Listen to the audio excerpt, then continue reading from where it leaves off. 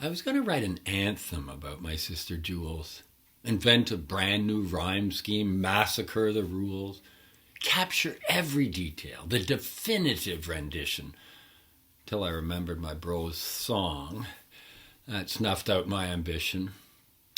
So I considered switching vehicles. I weighed out all my media, a painting, a quilt, a boxed encyclopedia, a feature biopic, an opera, a 20-foot collage, a massive granite carving on the face of Mont Sauvage.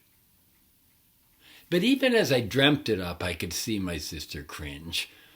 She's not that keen on spotlight. She prefers it at the fringe. She's a mover and a shaker, and she's always pulling strings, but when the velvet curtain lifts, she's hovering in the wings. She's got an out there sister, as most of you well know, who can turn a chat about the weather into a 3-ring show.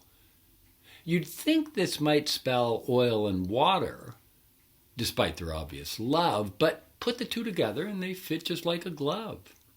And maybe that's no big surprise, because she's got another bud who whispers of conspiracy when others just see mud.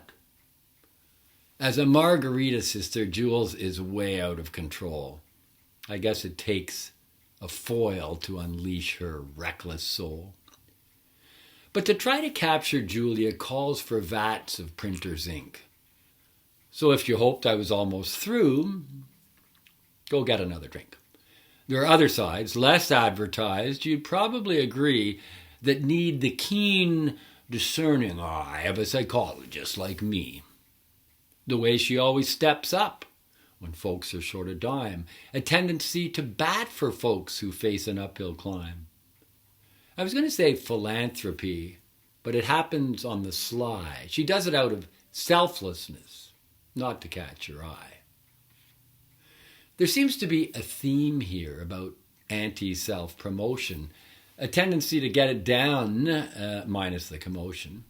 She's got 20/20 vision amongst the bleary-eyed, and it's her clear-eyed genius that obscures her other sides. I'm thinking of her painting. Now tell me, who'd a thunk it?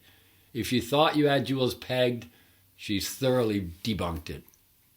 She's plunged herself into a craft she took up kind of late. I think she's vying for membership into the group of 8. But of all the assumptions that Jules does belie, there's one thing most astounding, at least to my lucid eye.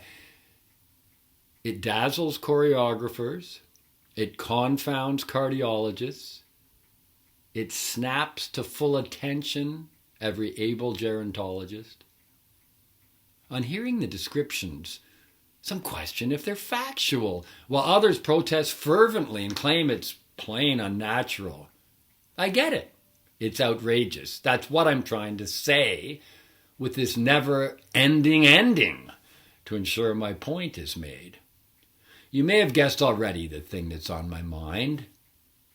It erupts out on the dance floor around 9:15.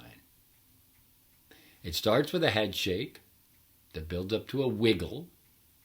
The toes begin to twitch. The booty starts to jiggle. Her pelvis starts persuading you to put your Bible down. The room begins to spin. You feel you're going to drown. The band just keeps on playing harder, louder, faster. And Jules is the instigator, the maniac choir master. She's totally immersed now and right out of control. And if you look, you'll see a kid. I'd say, about 12 years old. And in a way, that's what she is. That 12-year-old prevails, because calendars may track the years, but they tell a narrow tale. So tonight, we're celebrating and knowing that we're blessed. We love you, Julia Pare. Hey, Jules, you're the best.